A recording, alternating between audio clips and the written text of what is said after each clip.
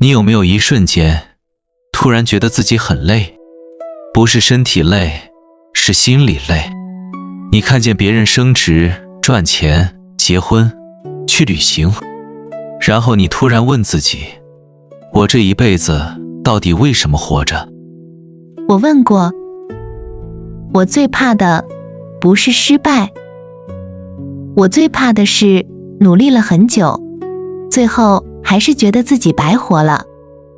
所以今天我们不只是学随遇而安，我们要用这个成语回答一个更大的问题：当人生不是你想要的样子，你还可以怎么好好活下去？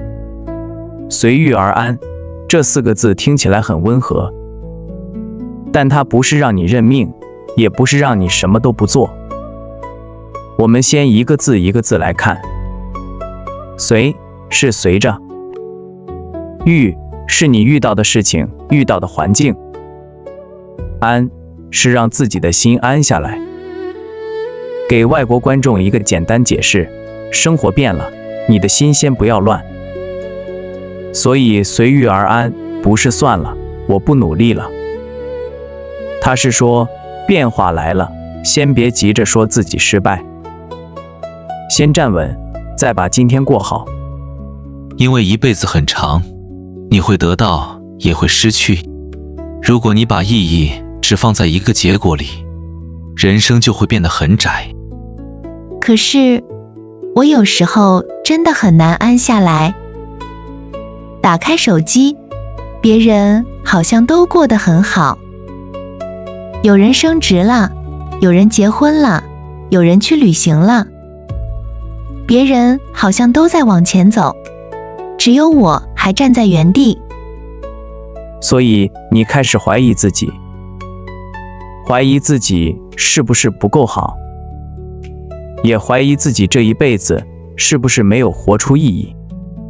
对，我会想，我是不是应该更成功一点？是不是应该更有钱一点？是不是应该更快乐一点？如果我没有做到这些，那我这一辈子还有意义吗？很多人都是这样，把活着的意义放在一个很远的结果里。可是，如果意义永远在远处，那今天的你要怎么活呢？我们不妨把一辈子拉长来看。小时候，1颗糖很重要。5岁的时候，你在院子里追一只蜻蜓，你跑得满头是汗，却觉得非常快乐。那一刻，对孩子来说，就是活着的意义。这些画面很小，可是很真实。长大一点，考试、工作、喜欢的人好像都很重要。再后来，家、健康、陪伴又变得很重要。所以，人这一辈子重要的东西一直在变。是的，人生不是一张考卷，不一定只有一个标准答案。你认真在乎过、认真感受过的东西，都会变成答案的一部分。那活着的意义到底是什么？如果喜欢的会离开，拥有的会失去，那意义在哪里？也许活着的意义不是找到一个标准答案，也不是等到某一天你成功了，人生才开始有意义，而是你真的来过，真的感受过，也真的体验过。你认真吃过一顿饭，认真听过一场雨，你认真爱过一个人，也认真走过一段路。这些不是人生旁边的小事，这些就是人生本身。换句话说，你不需要把每一天都过成满分，人生是用来体验的。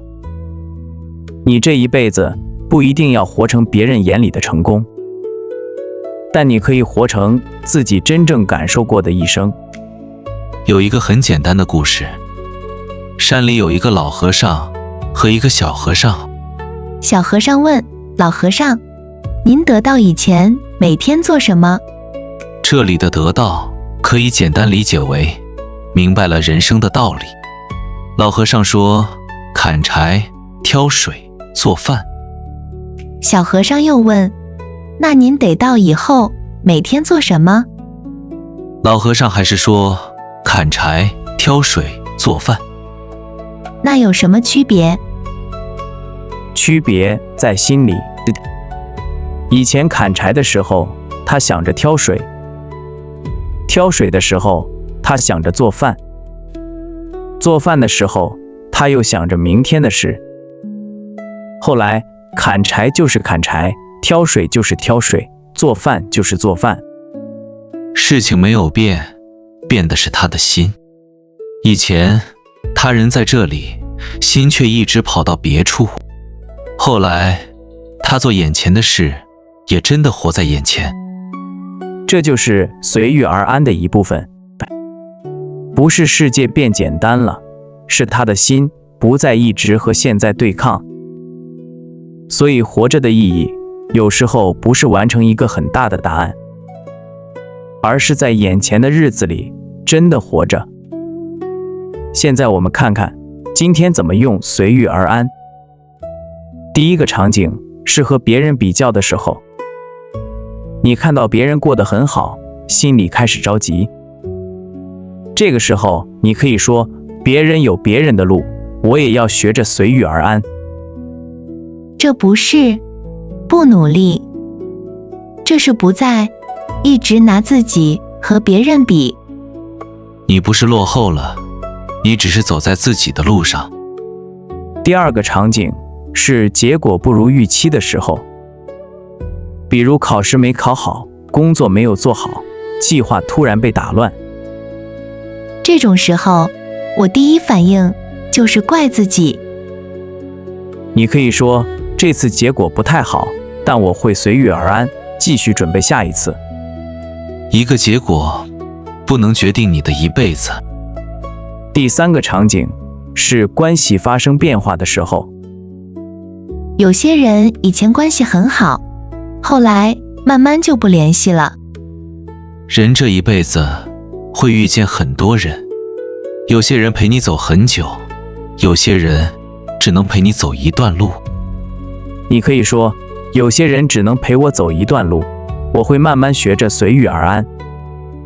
这句话听起来有点难过，但也有一点温柔。随遇而安不是没有感情，他是会难过，但不把难过当成一辈子的结论。那我可以直接对朋友说，你要随遇而安吗？要小心。随遇而安听起来温和，但不能随便用来劝别人。如果朋友正在痛苦里，你直接说你要随遇而安，对方可能会觉得你不理解他，因为听起来像在说别难过了，没什么大不了。所以安慰别人时要先接住他的情绪。你可以先说，我知道你现在很难，不用马上想明白，我们慢慢来。还有一个常见误解，随遇而安不是躺平，不是逃避。真正的随遇而安是先让心安下来，再继续往前走。接下来我们做几个跟读练习。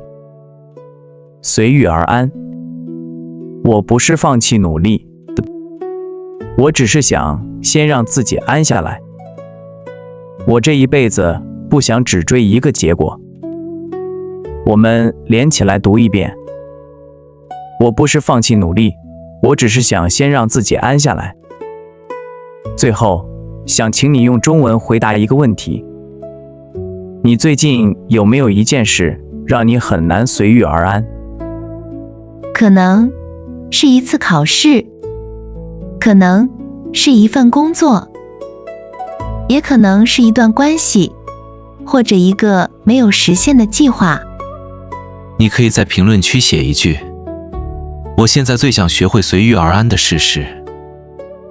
不用写得很完美，一句简单的中文就很好。如果你愿意，也可以只写4个字，随遇而安。我们下期视频再见。